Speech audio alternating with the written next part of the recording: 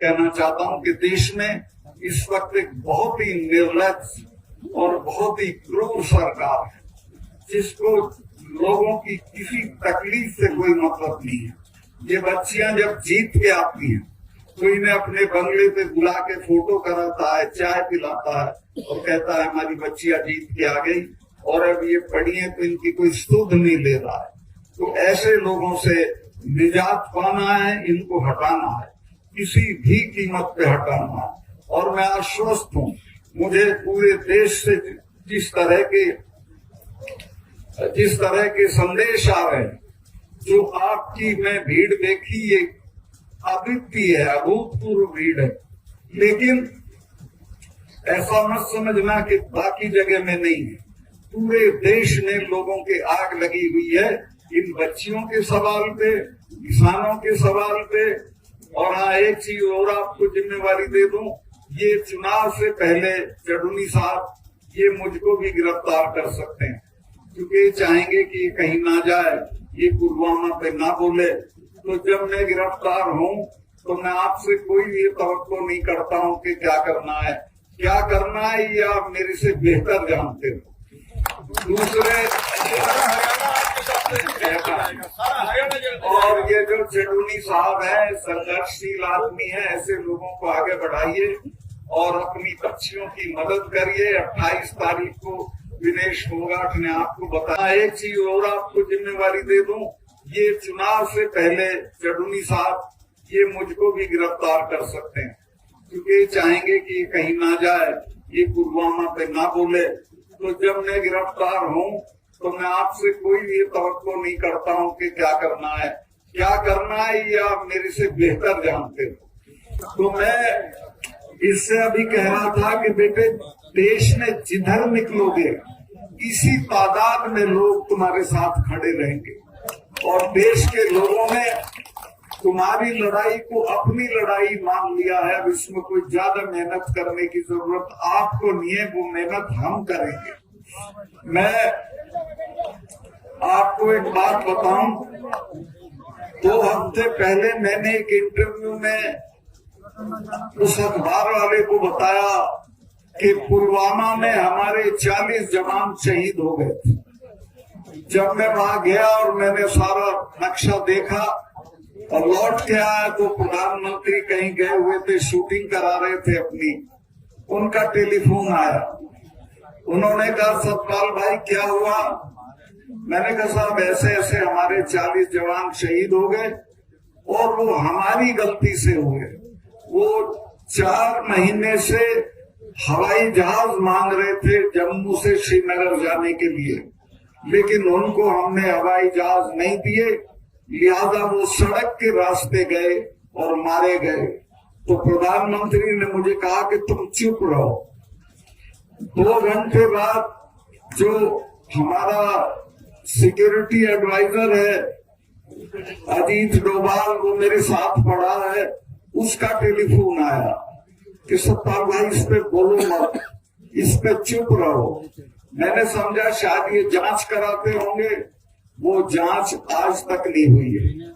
वो सिर्फ एक बहाना ढूंढ रहे थे कि इस सवाल पे पाकिस्तान की तरफ मोड़ के और चुनाव लड़ जाए। हमारे 40 बच्चों की लाश पे खड़े होके ये चुनाव जीते हैं। मैं आपसे निवेदन करना चाहता हूं, अब की उनकी लाश पे इनको भस्म कर देंगे और इनको हम सजा देंगे कि इन्होंने कैसे हमारे बच्चों के साथ लापरवाही बरती। 5 हवाई जहाज सरकार के लिए बड़ी चीज नहीं होती।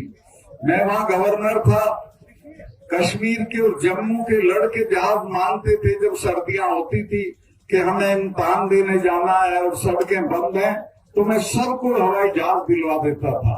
तो एक तरह से जानबूझ के उनको मरवाया गया ताकि चुनाव में इसका इस्तेमाल हो सके। और ये ऐसे लोग हैं कि चुनाव जीतने के लिए अगर सारे देश में आग लगानी हो तो वो भी करा सकते हैं। मैं आपसे हाथ जोड़ के प्रार्थना करता हूं कि अपने 40 बच्चों की मौत का बदला इस बार के चुनाव में हमको लेना है और जरूर लेना। दूसरे, अभी चूंकि मैंने ये बोल दिया है तो मेरे स्टाफ को तंग कर रहे हैं। मेरे स्टाफ के लोग जो साधारण लोग हैं 6-6 दिन से सीबीआई उनका इंटरोगेशन कर रही है। जिनके खिलाफ मैंने इल्जाम लगाए थे उनका किसी का इंटरोगेशन नहीं हो रहा। मेरी सारी सिक्योरिटी विड्रॉ कर ली है। मैं 2 कमरे के किराए के मकान में रह रहा हूँ। कोई गवर्नर नहीं रहता। कश्मीर का गवर्नर जब रिटायर होता है तो उसे दिल्ली में बंगला मिलता है, उसको 70 लोगों की सिक्योरिटी मिलती है। मेरे पास 1 सिपाही है, सिर्फ 1 सिपाही है। मेरे साथ कुछ भी हो सकता है, लेकिन मुझे आपका हौसला है। मैं आपके भरोसे पे लड़ रहा हूँ और जब तक इनको हटा नहीं लेंगे तब तक लड़ता रहूंगा। इन बच्चियों की लड़ाई को तो हम जरूर जीत लेंगे, मुझे कोई शुबा नहीं है। जिस तरह से देश भर में इनके लिए हमदर्दी है, ये कामयाब होंगी और कोई रोक नहीं सकता। किसानों के मामले में जब 4 महीने तक किसान खड़े रहे बॉर्डर पे तो मैं मिलने गया प्रधानमंत्री से। जेब में इस्तीफा ले गया था गवर्नरशिप का। मैंने कहा कि साहब ये 4 महीने से पड़े हैं, इनसे कोई बातचीत कर लो। तो बहुत घमंड में थे, बोले के चले जाएंगे सब बाल। मुझे गुस्सा आया। मैंने कहा साहब आप इनको जानते नहीं है, तब जाएंगे जब आप चले जाओगे। ये जो सिख भाई हैं इनके तो गुरु ने अपने 4-4 साहबजादे शहीद करा दिए थे, समझौता नहीं किया था। जब मिसेज गांधी ने ब्लू स्टार किया उसके बाद 1 महीने तक अपने फार्म हाउस पे महामृत्युंजय का पाठ कराया था। अरुण नेहरू उनके भतीजे थे, मेरे दोस्त थे। उन्होंने पूछा बुआ आप तो इसको नहीं मानती थी? तो उसने कहा तुम्हें पता नहीं है, जिसने इनका स्वर्ण मंदिर छुआ है वो जिंदा नहीं है, ये मुझे मारेंगे। और वो मारी गई, जनरल वैद्य मारे गए। और ये जो 3 कानून वापस हुए हैं, ये समझ लेना ये हमारे कहने से नहीं हुए, ये डर में हुए। और अपने लोगों का मैंने कहा कि जो हमारे वाले हैं ये तो हर 6ठे महीने लाल किले पे चढ़े रहते थे। इन्होंने तो आगरा में अकबर की कब्र उखाड़ ली थी और उखाड़ के दाह संस्कार कर दिया। तो मैं कहा जब किसी से लड़ो तो ये जान लो कि किससे लड़ रहे हो। इनसे लड़ा नहीं जाता, कुछ ले दे के समझौता कर दो। 2-3 महीने बाद माफी मांग के वो बात मानी। और हाँ, किसान के पास 2 ही चीजें थी, एक जमीन थी और एक इनके बच्चे फौज में चले जाते थे।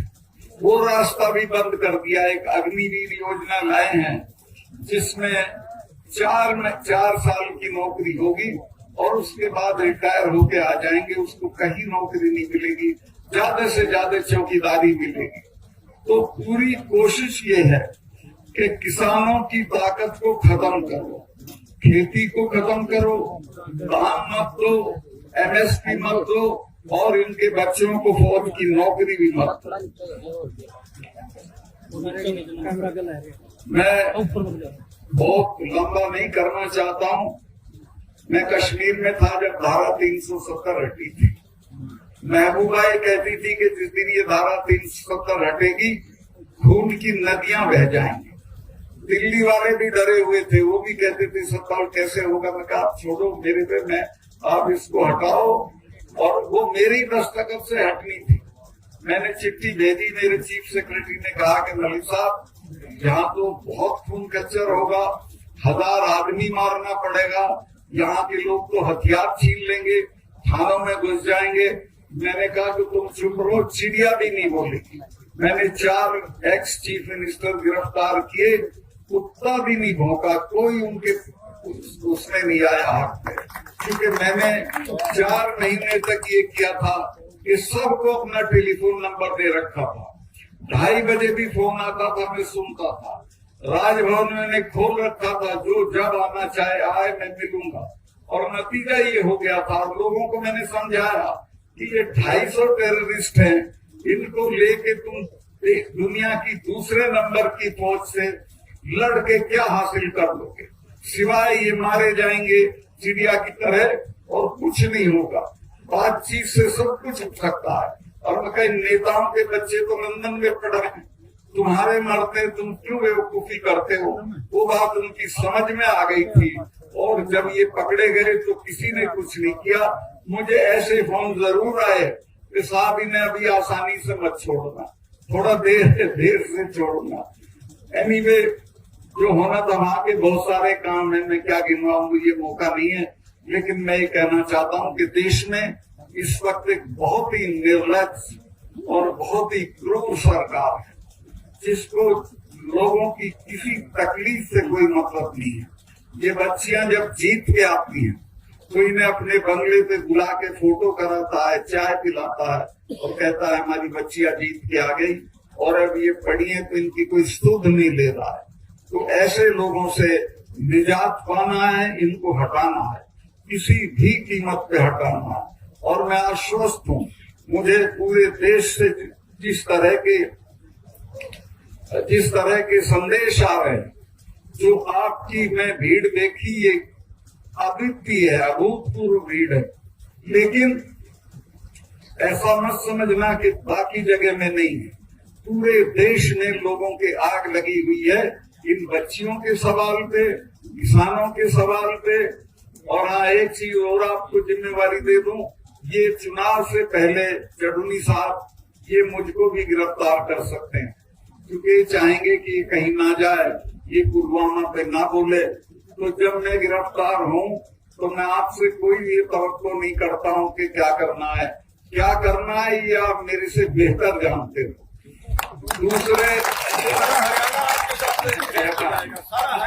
और ये जो चडुनी साहब है, संघर्षशील आदमी है, ऐसे लोगों को आगे बढ़ाइए और अपनी बच्चियों की मदद करिए। 28 तारीख को विनेश फोगाट ने आपको बताया है, बहनें भी जाएं तो और अच्छा है, नहीं तो पुरुष और लड़के तो जरूर जाएं और 28 को जाके पार्लियामेंट का उद्घाटन करें।